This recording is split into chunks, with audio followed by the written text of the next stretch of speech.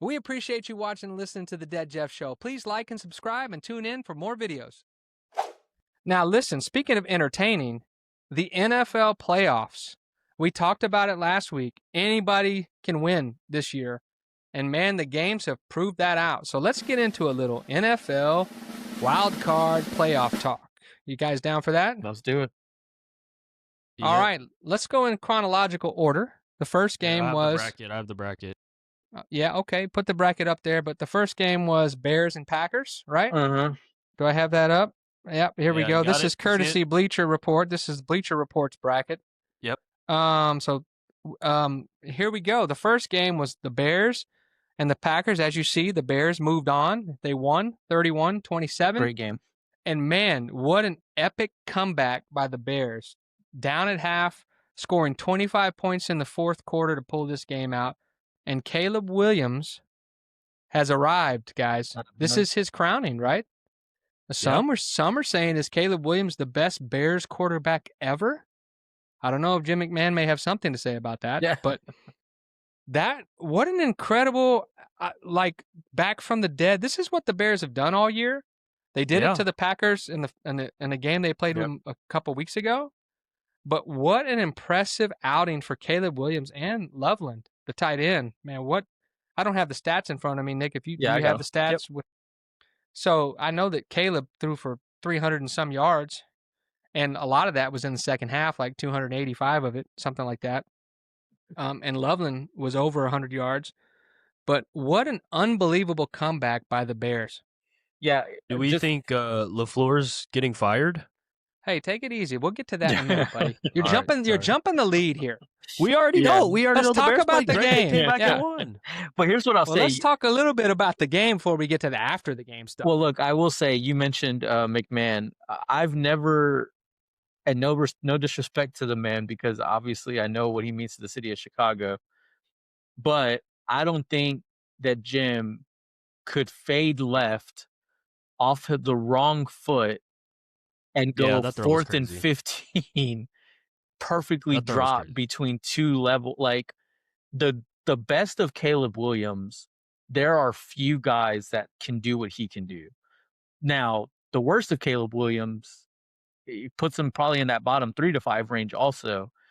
But if Ben Johnson continues to develop him the way that it looks like he is, man, that dude is just unreal. So he went 24-48.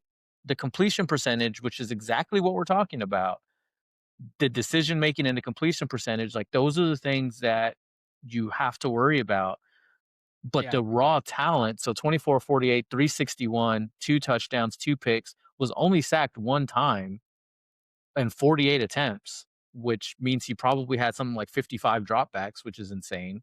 And then talk about a great, the tight ends coming out of college right now with Brock Bowers last year and Ty Warren and now Loveland, and there's a few others, but Loveland went 8 for 137 and seemed like all 8 catches were on 3rd and 8 or more. Like big plays. Super, super big plays. So yeah, I mean, look, you talk about coaching hires that hit the mark. Ben Johnson and Caleb Williams are going to be menaces in the NFC North for the next 10 years, because that was such a great, great hire. And how much does Detroit hate that they obviously, I mean, you can't hold on to that guy as an OC forever. It's never going to happen. But man, this was a phenomenal game. Green Bay gave it everything they had. And look, Green Bay playing obviously very banged up, right? So like you're missing your best defensive player. Rashawn Gary, since week 9, has not recorded a half sack or a tackle for loss, and that man is making $24 million a year. So, sure he was playing, right? So the Micah Parsons injury goes, and we've said it. We talked about it early on. The Micah Parsons impact on the field. Yes, it's about Micah, but it's also about what he does to everybody else, and that's a perfect example of that. So this game was very, very close. And Green Bay was obviously not at full strength, so I don't want to, belabor that point. But Chicago, man, down 18 to come back and win that game says a lot about a young team. And They've done it all year long. They continue to come back, and it's going to be a really really fun game next week against the Rams. Yeah, I think what you said there about the Packers, Jordan Love played great, Hmm. right? His stats were up there as well. Yep. If you look at what he It's did, 24, 46, um, 323, 4 touchdowns, no picks, also only sacked once. yeah, That is a almost perfect game. yeah, and so you can't fault him. Yeah, they were banged up on defense, and you mentioned Ben Johnson, and I love the fact that he was calling out Matt Oh man. LaFleur when he got the job. Said I love beating Matt LaFleur twice a year. And the handshake after the game was very frosty. Yep. Ben Johnson just it was a drive-by handshake Yep. almost, and Matt LaFleur is just left there going, okay. But the Packers are banged up. Now listen, you said Parsons' name, so I'll address this now. This is no different, right? Micah with the Cowboys played in the playoff games, but was missing, right? The only sack he has in the playoffs in four playoff games, I think, was of Tom Brady, and it was in the last 2 minutes of a blowout. Yeah. So that's the only sack he has in a playoff game. So we are used to Micah disappearing in big games, but this is part of the issue with Micah, and it is not just his availability, but does he show up for big games? Now, shout out to Micah because this year has looked more like rookie Micah than any other year. Mm-hmm. But this is what we were trying to say to the Packers when they traded for Micah. This is what we had to tell ourselves because we had to make sense of the trade, when it happened. But I think Micah makes a difference. We all know that. But in the big moments, Micah needs to be there and show up, and that's what he wouldn't do in Dallas in the big moments. So the Packers losing gives the Cowboys the 20th pick for that second pick, which is a great win for us. Yep. So Packers losing helps out the Cowboys here. And so shout out to Ben Johnson and Caleb Williams and these Bears. Do you believe in the Bears now, guys? I like the Bears, but I know that they have the Rams coming to Chicago, and the way that Rams team look, Carolina was game. I saw a stat just in case anyone's like, well, Carolina was 3-0 this year as double-digit underdogs going into they were a double-digit underdog in this game. So they were a 10-point dog, obviously covered the spread. But Carolina was 3-0 when they were double-digit underdogs this season. The rest of the league was 0-30 as double-digit underdog. So the Panthers deserve a little bit of respect. The Rams played a very game Panthers team. So before anyone, I forgot about that game. I went right to the Packers and the Bears, and I forgot about the Rams game because that was played earlier in the day. It was played earlier in the day, yeah. But I'm just saying, like you mentioned about liking the Bears, and I do like what the Bears did, and I think that is also a very good team. The problem is the Rams are better. So as much as I like no, what I was saying is I was going to go in chronological order, but I forgot about that game and went right to the Bears and Packers. Gotcha. Yeah, that's okay. You forget about my team. Yeah, my boys. I didn't forget about the team. I just got them out of order. The games. I was going to that game next, but yeah, I do like what the Bears are doing, and I think that, like I said before, I firmly believe the NFC North will be completely dependent on the way Caleb and Ben Johnson perform over the next 5 to 10 years. Yeah, and that's going to make the road tough for Micah. But the Packers are young; they'll be back. Now, you talked about Matt LaFleur, Luke. This is the time. Do you think? Now, listen, the kicker missed a couple kicks in this game. An extra point, field goal. Here we go. So he did, and the defense was banged up, and we had backups to backups playing. We know a little bit about that, something about that in Dallas.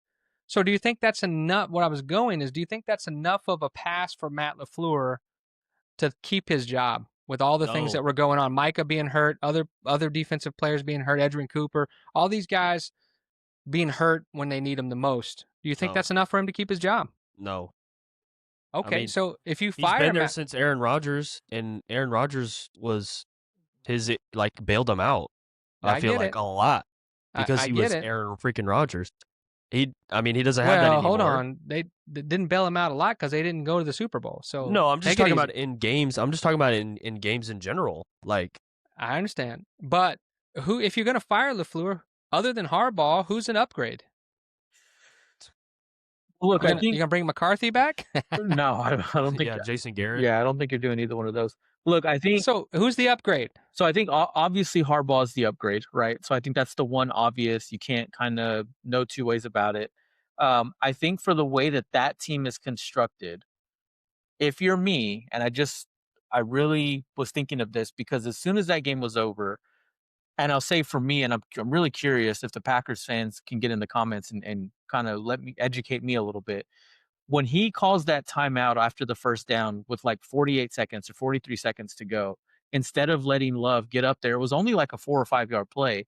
To me, it's like let Love get up there, spike the ball, conserve that last timeout, right? And then the very next play, they have to take a 10-second runoff after the play because somebody gets hurt.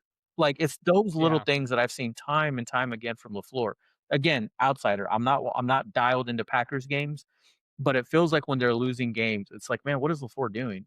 So if I'm a Packer, game management, yeah, 100%, yeah. Well, think about when they lost to Tampa Bay, right? Exactly, a few years ago, 100%, and it was that whole goal line situation exactly. and that whole mess up that cost them the game. Yeah. So for me, I would say Harbaugh's the obvious upgrade, but if that's the white whale and that's too far gone, with the way that the Packers are constructed, go get Brian Flores. Like that defense with Brian Flores. And you go get Matt Eberflus is as available. a head coach. Matt because Eberflus here's is available. You remember Brian Flores was a head coach? He right? was. But don't forget how that ended either. There was a little bit of. I get it. There was some shadiness going on there. So, but he's not an upgrade over Matt LaFleur, guys.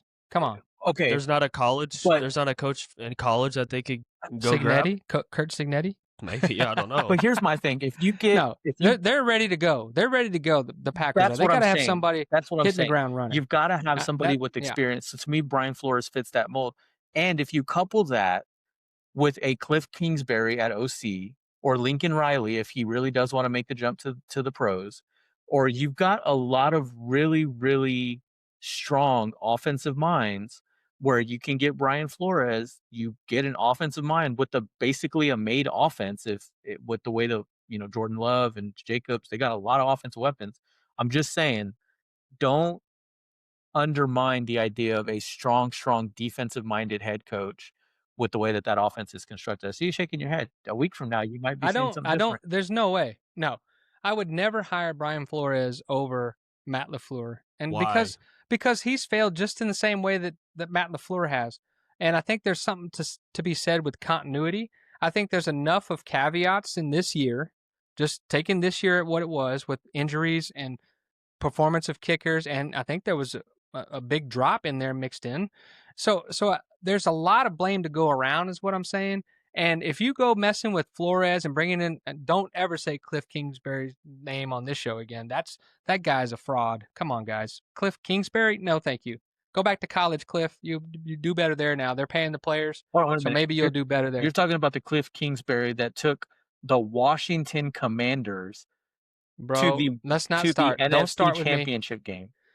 That was Jaden Daniels. Yeah, and the score in the one score games. They won the one score games that year. They lost them this year. That was the same Cliff Kingsbury that was there this year and the year before. So I don't believe in Cliff Kingsbury as a professional coach. Not in the pros. He's better in college. Well, and didn't he coach Arizona too? Yeah, he was a head coach at Arizona. They were awful. Coach Bro. Yeah, that was he. Yeah, from Hard Knocks. Yeah. I don't think Flores is an upgrade over LaFleur. You give me Harbaugh, I'm in. He's a defensive-minded coach. I'll fire Matt LaFleur for John Harbaugh. Yeah. I will do that. Flores had the same level of talent on his teams. No. So if he has Green Bay's talent level, Miami went to the playoffs the 2 seasons that Brian Flores was there, and the talent level was not nearly the same. The only reason he got ran out of Miami was because of a huge controversy. So to me, I disagree. I think Flores is an upgrade over LaFleur, especially because LaFleur's had. Well, we can disagree. Yeah, I mean, I just think he didn't win. He didn't win as much as LaFleur. So yeah, but that's what I'm saying. His teams weren't as good. Well, hold on a second. I mean, it's Green Bay. Green Bay's it's hard to win in Green Bay. Bay. Yeah, just relax, everybody, because we're spending too much time on Matt LaFleur and Brian Flores. Just to be honest, big story, man. Could be. It's not that big a story because it hasn't happened yet. So if it doesn't happen tomorrow, it's probably not going to happen because Harbaugh is got to get. Yeah. He's the pick of the litter right now. What team does Harbaugh want to go to? Maybe he wants to go to the NFC so he doesn't have to face Jim in the AFC. But yeah, I think the Giants. I think he'll go to the Giants. I'm not disagreeing you fire Matt LaFleur, but I would only fire him if I have John Harbaugh in a handshake deal. That's fair. I'd agree. That's fair. Yeah, that's fair. All right, so the game we skipped over is the Rams-Panthers, and the Rams got out to a nice lead. The Panthers battled back. Bryce Young proving all the haters wrong that were dissing him last year, including me, excuse me. I was one of them. I didn't know what the heck was going on, but Canales has got him playing well, and they almost did it. But the Rams and Matt Stafford snatched their hearts out. That's what he said. We're going to go snatch their hearts out, and they did. And so what a win by the Rams on the road, and they're going to go face the Bears. We just talked about that. And in the third NFC game, this is so San Fran beats Philly. It was kind of a ugly slugfest. To be honest with you, San Francisco beats Philly 23-19. The thing that stood out for me in this game was Brock Purdy being tough and resilient, and then goes on that drive to win the game. So San Francisco lost the time of possession, lost the turnover battle, and the defense holds Philly to 2 field goals in the second half to win this game. And very, very impressed with San Francisco. If you remember right, I picked the Rams to go to the Super Bowl with the 49ers closer than they appear in the rearview mirror. Remember I said I'm a little worried about these 49ers. So that's still yet to be determined. But A.J. Brown had a big drop after all that mouthing. You know, him and Sirianni got into it at one point in the game. And then he had a big drop on a third down. That was huge. And then penalties were kind of one-sided against Philly. If you're a Philly fan, I'm sure that's the first place they're going to go to is penalties. But San Fran beats Philly 23-19. What are your thoughts on this game? Yeah, I think exactly what you said. I think the big takeaway I had from San Francisco Philly was you're obviously not firing Sirianni. I saw a few little Eagles, I've said this before a million times, and one of my favorite things to do is right after an Eagles loss is jump on the podcasts, jump on the YouTube lives and watch the Eagles fans blowing up. And any of them saying to get rid of Sirianni is absolutely ridiculous. The dude won a Super Bowl last year. This is just an insane thought. I will say A.J. Brown must go. Like, regardless of how talented he is, and he is crazy talented, they are obviously not vibing. Like, that is not working. Baltimore calling? Right. What Baltimore call for A.J. Brown? What if they try to get Pickens or something? Oh, that would we're franchise tagging Pickens. We are franchise tagging Pickens at the very least, guys. Yeah. God, that would suck. But yeah, I think A.J. Brown has to be on the way out. I think Sirianni has clearly, the way that he coaches, and I, coming from as a Spurs fan, like you coach your top players as hard as everyone else, and everyone else has to fall in line. A.J. Brown doesn't like that. You saw it. That play that you mentioned is a perfect microcosm of that.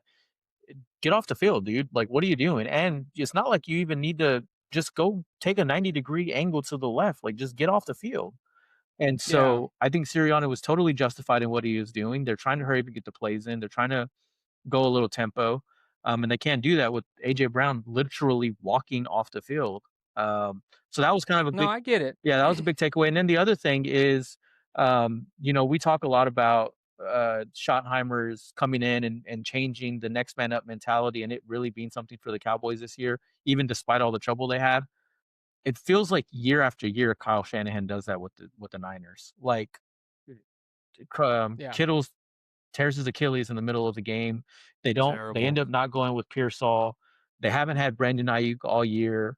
Like, it's just insane how much production he continues to get from everyone. And the veteran leadership, like you saw they showed up Trent Williams early and often in this game. And that dude is obviously, it seems to be anyway, the heart and soul of that team. He just gets them all riled up. So I think the 49ers are going to be a super tough out. I'm very happy to watch the Eagles lose. And I think, it's time for A.J. Brown to move on and Philly probably. Well, Christian McCaffrey played hard, man, and he got it done in the passing game. Rushing was a little tough. But Jawan Jennings and Robinson in the passing game, stepping up, next man up, like you said, with Kyle Shanahan. And was really impressive. I think that it will be interesting to see what happens in Philly. A.J. Brown doesn't like winning ugly. No. So maybe he can go somewhere and look pretty and lose. Yeah. I don't know. I think it's time for Devontae Smith to be the number one option. Maybe 100%. I mean, give him a chance because I think he can. Any other team he's on, he's the number one option. 100%. Yeah, so I think give him a shot. It's his time, and get some pieces around him and use him. Yeah, look at JS. The thing I worry about Devontae Smith is can he stay healthy? He's so tiny, you know. But look at JSN in Seattle, right? He gets the chance to be the number one, and obviously that's worked out pretty well. I'm not saying Devontae can go have a JSN type season, but I do think he can be incredibly productive. Like I think he's got that kind of talent for sure.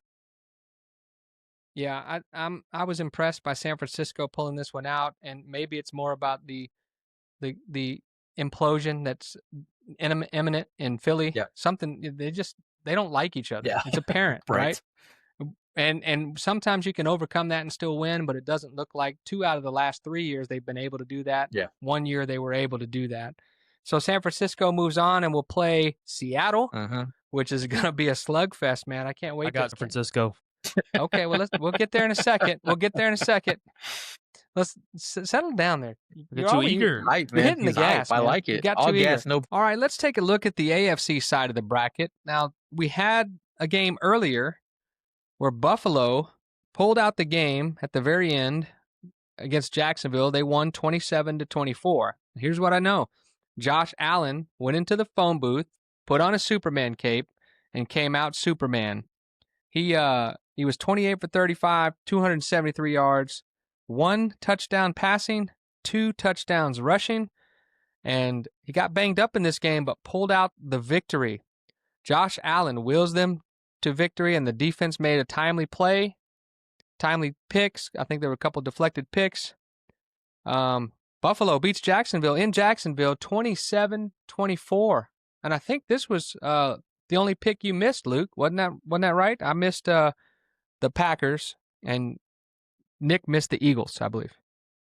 Yes, I did pick Jacksonville. I'm still not sold on Buffalo, but I was dissing Jacksonville all season, and I thought they were going to come up clutch for me. But I guess that's what I get for dissing them all season, you know. And then I picked them, and then they're going to lose. So it just seems right for that to happen. Yeah, it makes perfect sense. Yeah, it's a good game. I think this is kind of what I was talking about as we moved into the latter part of the season of the picks. And it's like, not that these teams aren't close. I think, some teams have a little bit more separation than others. But in playoff games, when you get down in crunch time, and this isn't just my opinion, I think this has kind of been proven over time, quarterback play will usually be that deciding factor in close games. And that's not to suggest that Trevor Lawrence played bad. I don't think he did. I know that both of the picks were tipped.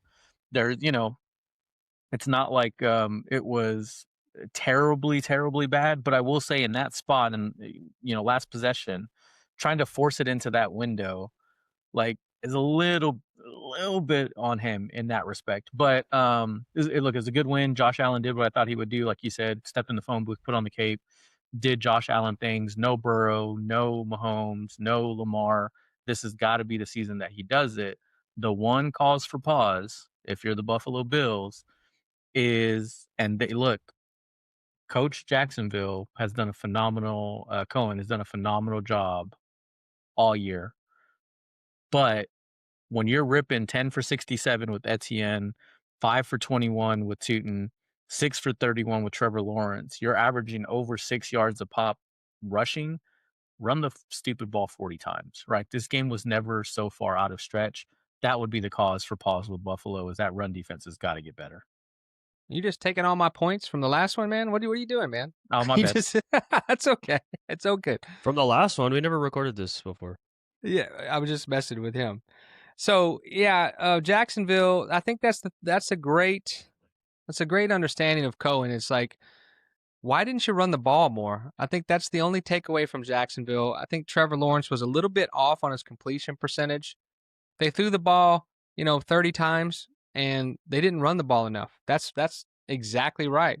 And I think, Jacksonville still had 154 yards rushing. And without running the ball as much as they should. So, yeah, you said it earlier, Josh Allen doesn't have Lamar to deal with, doesn't have Patrick Mahomes to get in his way. So he has to do it. This is the year he has to do it. And you mentioned Joe Burrow as well.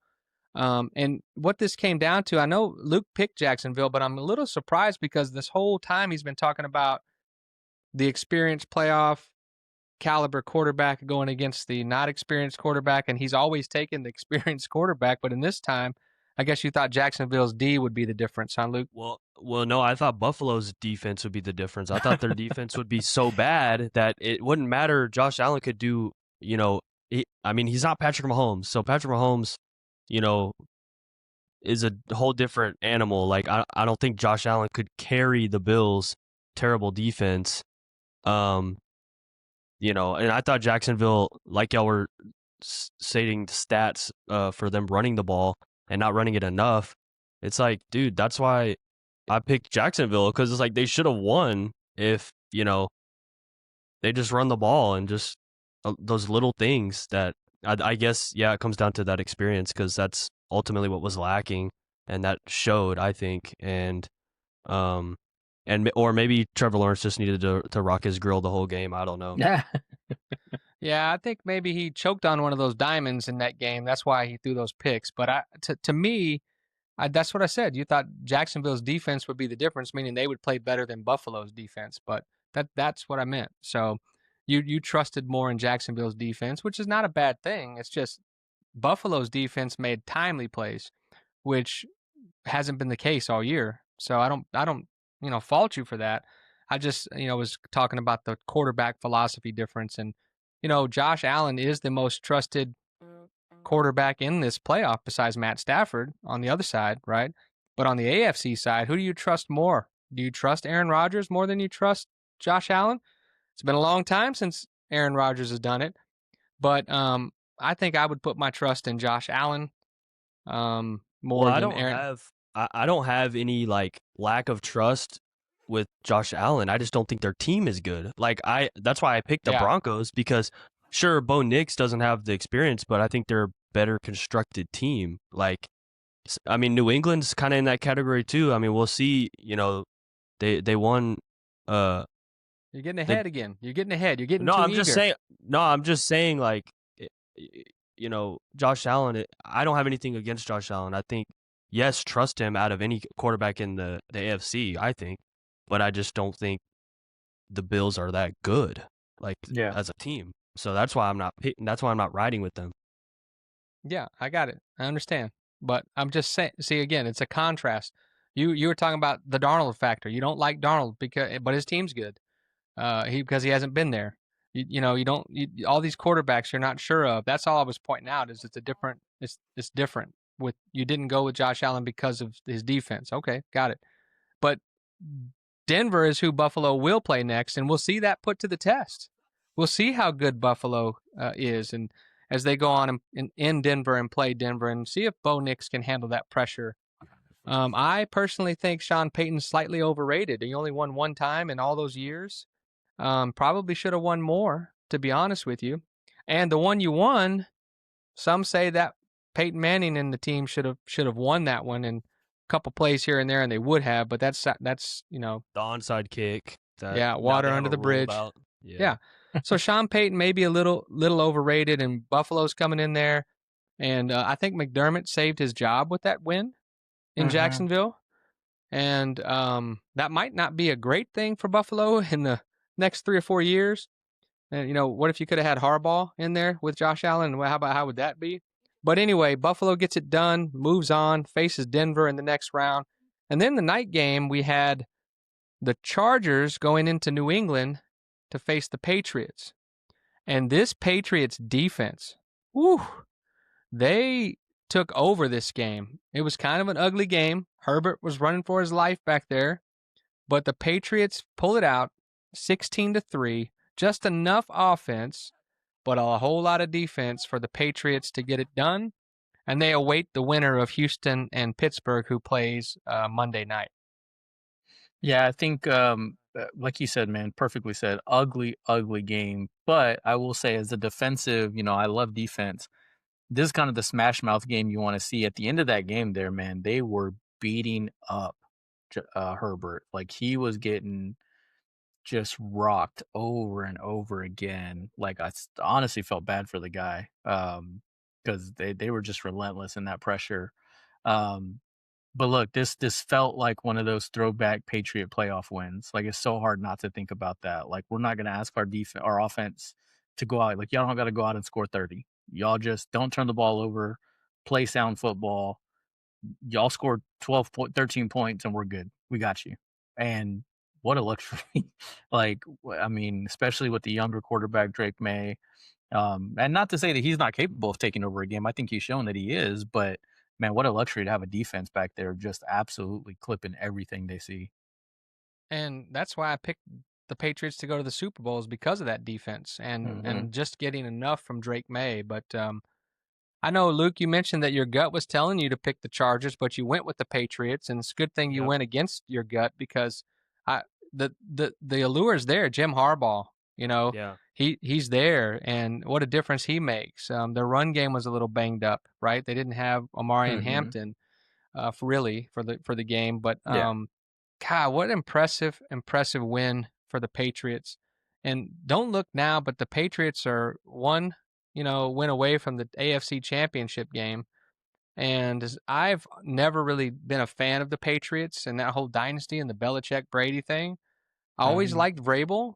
So now I've got this, and I like Drake May. So now I'm kind of being sucked into liking the Patriots, but I'm refusing. I don't want to like them, but my head thinks they're going to the Super Bowl this year. Yeah, I mean, it's hard to, at least from what we've seen so far. I mean, look, not only in the playoffs, but all season long. It's not like this is, oh, they snuck in as a 5 seed or 6 seed and their defense is getting hot. Like, no, this is a legitimate top contender. They've been a legitimate playoff championship team for the majority of the season. This should not be a surprise to anybody. The fact that, no Belichick, no Brady, none of the kind of stalwarts, and yet this feels very similar. It's like the sequel of the same movie we've seen over and over again. It's the Hangover movies. Hangover 1, Hangover 2, Hangover. It's the same movie, right? It's the same Fast stuff. and Furious. It's fast. Thank you. Perfect. It's Fast and Furious. Yeah. But there's a reason why those movies do $1 billion every time they come out. It's tried, it's true. People love it no matter how much they've seen it. And that's kind of what I feel like we're getting with the Patriots, man. It's hard not to enjoy having that team that you know what you're going to get. Smash mouth football, good game, close game, NFL playoffs. No, that's exactly right. And these playoffs have been very entertaining, as we talked about at the top of this.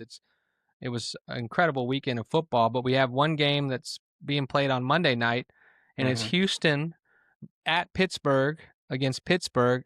The Texans are my dark horse, so I have the Texans winning this game in Pittsburgh.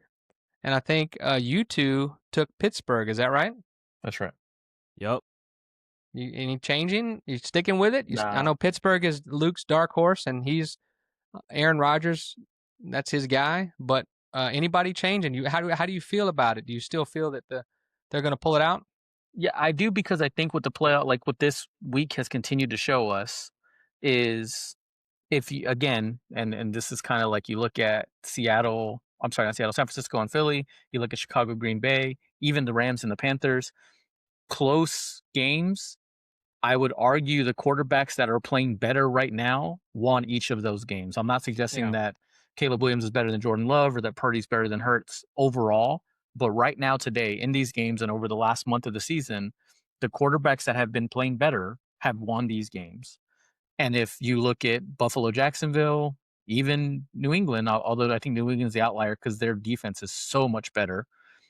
But the better quarterbacks have won these games. And if you get the kind of best version of Aaron Rodgers, like we saw, week 18, that he is going to beat CJ Stroud. Like, he's better than CJ Stroud.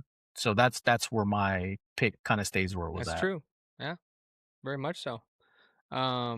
Luke, anything to add to that?